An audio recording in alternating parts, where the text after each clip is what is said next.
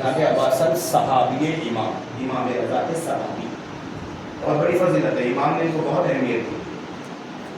جب امام مامون کے بلانے کے گھر سے نکل رہے تھے، ایک مرتبہ امام نے عباسل کو بلایا، عباسل دیکھو میں جا رہا ہوں دربار، اور سنو جب میں واپس آؤں اور میری نگاہ میرے دوست پہ الٹی نظر آئے تو سمجھ لینا کہ تیرے امام کا آخری وقت آ چکا ہے۔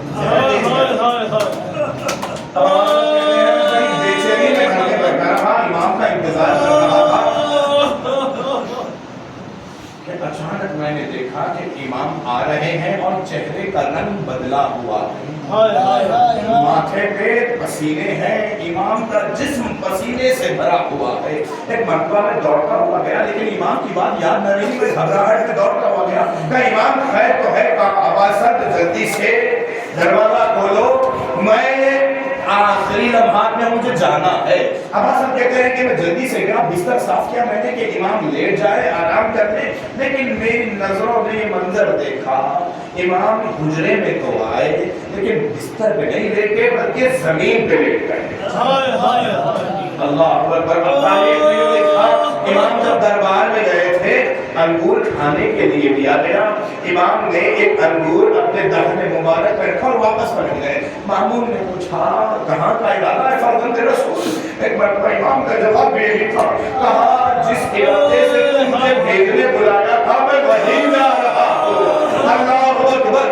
امام گھر پہ آئے، زمین پہ لیٹ گئے، عباسل نے ہاتھوں کو جوڑا، کہا مولا میں نے بستر صاف کر دیا، آپ یہ زمین پہ کیوں لیٹ رہے ہو؟ کہا اے عباسل میں کربلا یاد کر رہا ہوں، میں جد حسین کو یاد کر رہا ہوں۔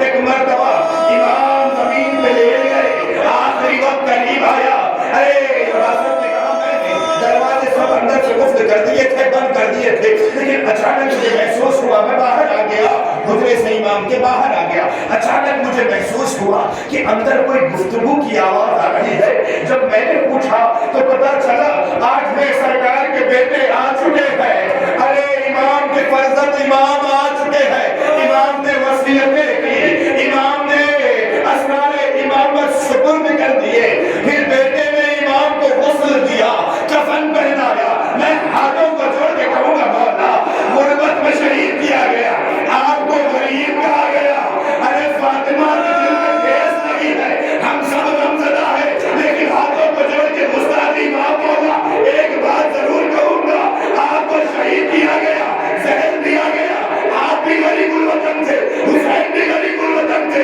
لیکن دونوں کی شہادت میں بڑا فرق ہے مولا۔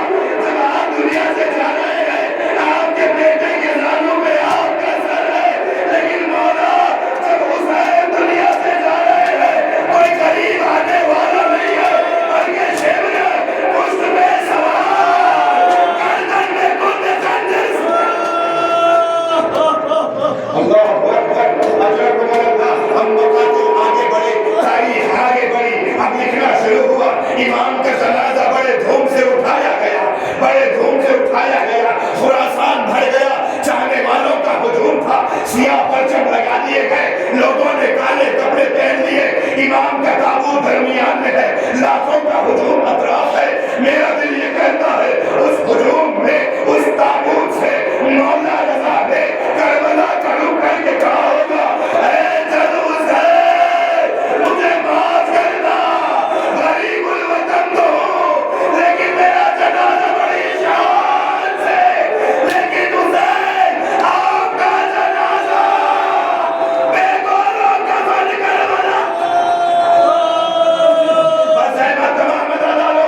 اب مقاتل نے دوسری روایت یوں لکھی کہ فاطمہ معصومہ، معصومہ قم جب قم میں والد ہوئی، پورے قم میں، شہر قم میں سیاہ پرچم دیکھے، ایران کے ہر شہر میں سیاہ پرچم لگے ہوئے ہیں، لوگ غمزدہ ہے۔ معصومہ کا دل بیٹھنے لگا، کہا بات کیا ہے، غم کا ماحول کیا ہے، کس